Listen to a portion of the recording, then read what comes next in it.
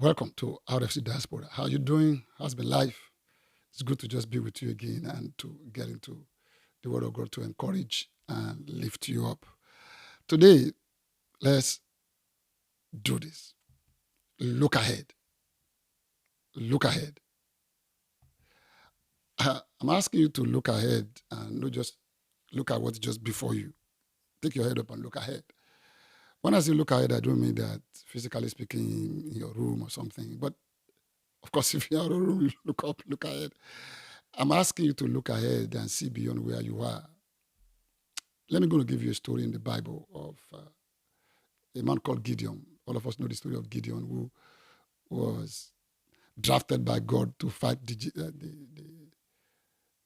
Midianite that were against Israel. He didn't want to comply because he thought he was the smallest, the weakest part of the family. So God finally convinced him, and God said, raise up an army and then come and fight against this Midianite. So when he announced the war, the Spirit of God came upon people and they rose up to join him.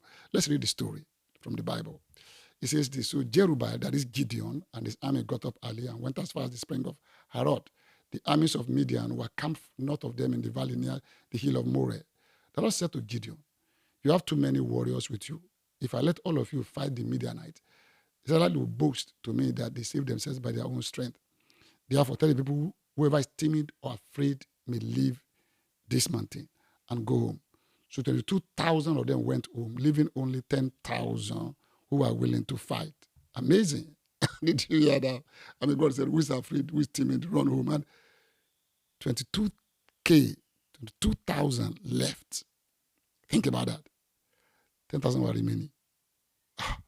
What are you going to do? That's about two-thirds of your army going home. Let's look at what it says next. Great. It says, therefore, tell the people, let's go to the next verse. Verse 4. But the Lord told Gideon, there are still too many. Oh, bring them down to the spring and I'll test them to determine who will go with you, who will not.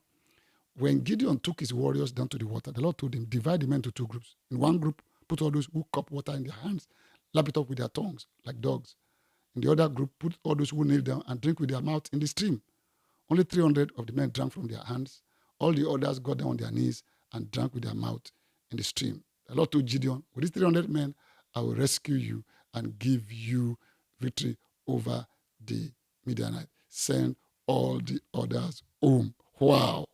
Man, what will you do if you are the one submitting a letter of resignation?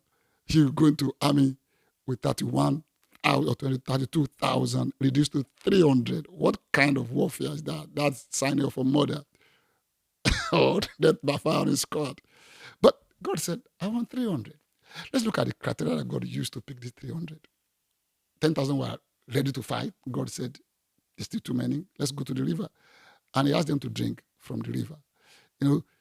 9,700 descended to the water, put their mouth down, and start drinking.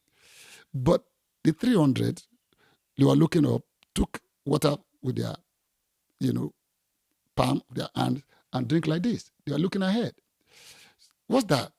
You see, the 9,700 buried their head in what they are having right now, in their present testimony, present miracle, present blessing, present jobs, present accommodation. They just buried in it, just lost in it, just enjoying themselves. But this 300 who are different, did something interesting.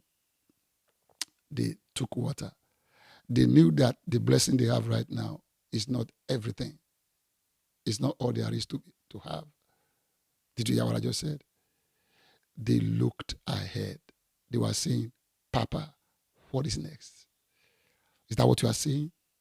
God, what is next? I challenge you today to think about this. Look ahead of you. What is next? Yes, you are now abroad. Now you settle down. Now you got a job. What's next? What's next to do with your life? As per your spiritual life, what's next?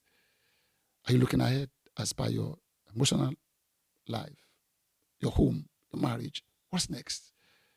Are you looking ahead? Are you looking down the road? Are you looking across? Are you watching? This is important. Let's watch. Let's look. Jesus said, watch and pray, lest you fall into temptation. It's easier to just stay where you are and don't make any progress. So, what am I saying to you today? Look ahead. Look ahead.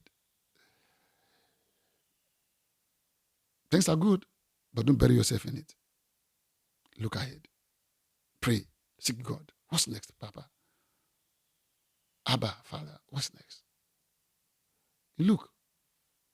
I remember what the Bible said about Jeremiah. God was telling Jeremiah 33. I love that verse. Verse 3. Let's read it. It says this. Ask me and I'll tell you remarkable secrets you do not know about things to come. Wow. Ask me and I'll tell you remarkable things. The King James Version says, call upon me and I will answer you and show you great and mighty things which you don't know. Will you look ahead beyond where you are? Don't be like those 9,700 unfit men for the battle of life. They put their head in the water and drank, God said, rejected. So drink like this. Whatever you have right now, be looking ahead and look at the next can happen for you. Will you do that? Let's go ahead and do that. I know God of heaven will help you see when you look ahead. And as you look ahead, let me read something before I go that will be of blessing to you in the book of Luke. Jesus was talking toward the end, and he spoke this. Please take a look. In Luke 12:54, let me read it to you. He says, then Jesus turned to the crowd and said, when you see clouds beginning to form in the west, you say, here comes a shower. And you're right. When the south wind blows, you say, today will be a scorcher. And it is. You fools, you know how to interpret the weather signs of the earth and sky, but you don't know how to interpret the present time. Oh, so let's interpret the present time as a time not just to sit down and drink and be buried in the present testimony and blessing. Let's look ahead. And as we look ahead, I trust God that God will show you what to do and do it well. I know He will encourage you. He will show you the way to go about it. Don't think that it is just enough to just enjoy yourself and don't do more with your life. Will you take your time and strengthen yourself to go ahead in every way you can do it? Thank you for listening.